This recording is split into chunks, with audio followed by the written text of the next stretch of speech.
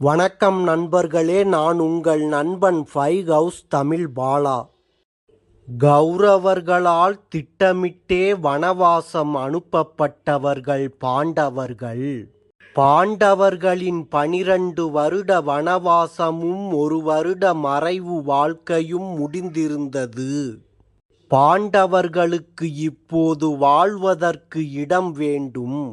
சூதாட்ட நிபந்தனைப்படி வனவாசமும் அஞ்ஞாத வாசம் எனப்படும் மறைவு வாழ்க்கையும் முடிந்துவிட்டதால் இழந்த ராஜ்யத்தை திரும்பப் பெற பாண்டவர்கள் விரும்பினார்கள்.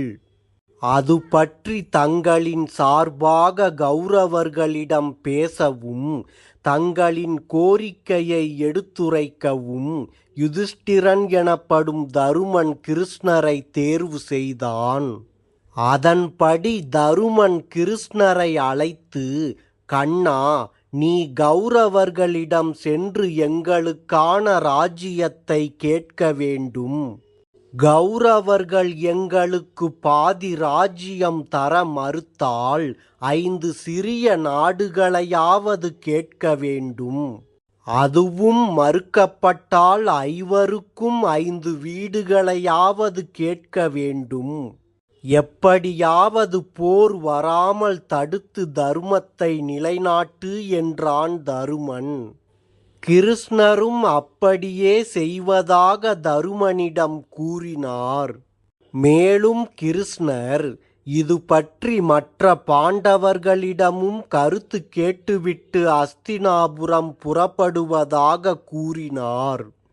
ஆனால் பீமனோ, கண்ணா, வெறும் 5 வீடுகளையாவது யாசகமாக பெற்று நாம் வாழ வேண்டுமா? எனக்கு போர்தான் வேண்டும். அப்போதுதான் துரியோதனன் மற்றும் துச்சாதனனை கொல்வதாக கூறிய என்னுடைய சபதம் நிறைவேறும் என்று கர்ஜித்தான். அர்ஜுனனும் இதே கருத்தையே சொன்னான். ஆனால் பீமனின் அளவுக்கு இல்லாமல் கொஞ்சம் தன்மையாக கூறினான் அர்ஜுனன். பாண்டவர்களில் ஒருவனான நகுலனுக்கும் போர்தான் சரியான வழி என்று பட்டது. திரௌபதியோ, கண்ணா, என் சபதம் என்னாவது? துரியோதனன் அழியவில்லை என்றால் நான் என்னுடைய கூந்தலை அள்ளி முடிவது எப்போது என்று கேட்டாள். திரௌபதி கேட்ட விதமே அவள் போரை விரும்புகிறாள் என்று பறைசாற்றியது.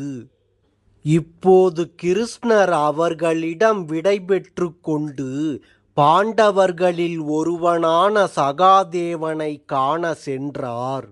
சகாதேவனிடம் சென்ற கிருஷ்ணர் அவனிடம், சகாதேவா, நான் கௌரவர்களிடம் தூது செல்லப் போகிறேன். நீ போரை விரும்புகிறாயா விரும்பவில்லையா? போரை நிறுத்துவதற்கு உன்னிடம் ஏதாவது வழி இருக்கிறதா என்று கேட்டார். ஜோதிட கலையில் வல்லவனாக இருந்த சகாதேவனுக்கு நடக்கப் போகும் அனைத்தும் தெரிந்திருந்தது. அதனால் சகாதேவன் வேடிக்கையாக கிருஷ்ணரிடம், இதை செய்தால் போர் நடக்காது என்பது போல ஒரு வழியை கூறினான். அந்த வழி இதுதான். கிருஷ்ணா, பீமனின் கையில் உள்ள கதையை உடைத்துவிட்டு அர்ஜுனனின் வில்லை ஒடித்துவிட்டு திரௌபதியின் கூந்தலையும் அறுத்துவிட வேண்டும். மேலும் நீ கௌரவர்களிடம் தூது செல்லாத வகையில் உன்னையும் கட்டி போட்டுவிட வேண்டும். அவ்வாறு செய்தால் இந்த போரை நிறுத்திவிடலாம் என்றான் சகாதேவன்.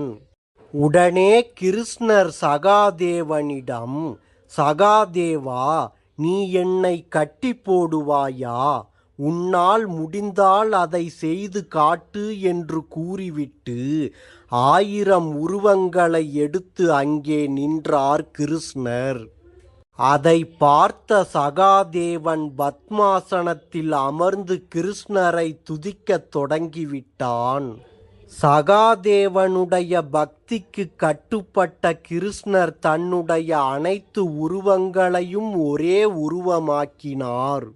பின்னர் அந்த உருவத்தையும் சகாதேவனின் நெஞ்சில் சேரும்படி செய்துவிட்டார் கிருஷ்ணர். அதன் பிறகு கிருஷ்ணர் சகாதேவனிடம், சகாதேவா, நீ உன் பக்தியால் என்னை கட்டிவிட்டாய்.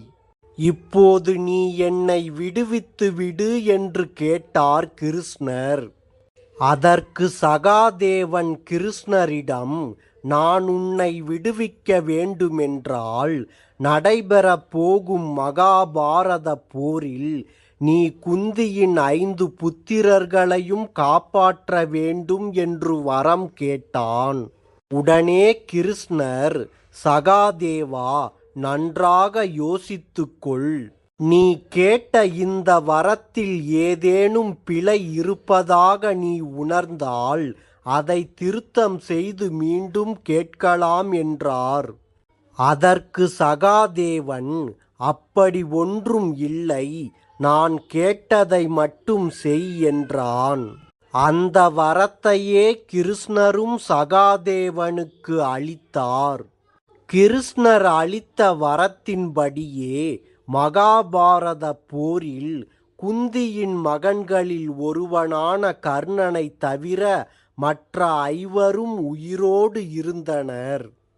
கர்ணன் போர்க்களத்தில் இறந்து கிடந்த போது அவனை தன்னுடைய மடியில் போட்டு மகனே என்று அழுதாள் குந்தி.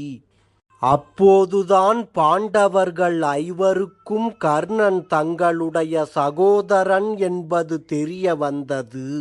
அந்த இடத்தில் சகாதேவனுக்கு ஒன்று நினைவுக்கு வந்தது.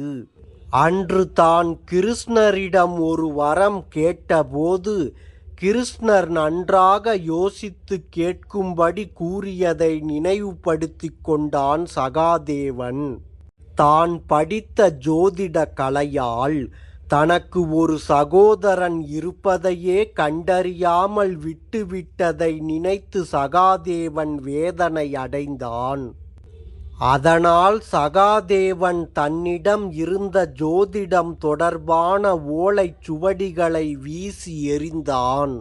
அவற்றில் சில ஓலைச்சுவடிகள் போர்க்களத்தில் பற்றி எரிந்த நெருப்புக்கு இரையாகின.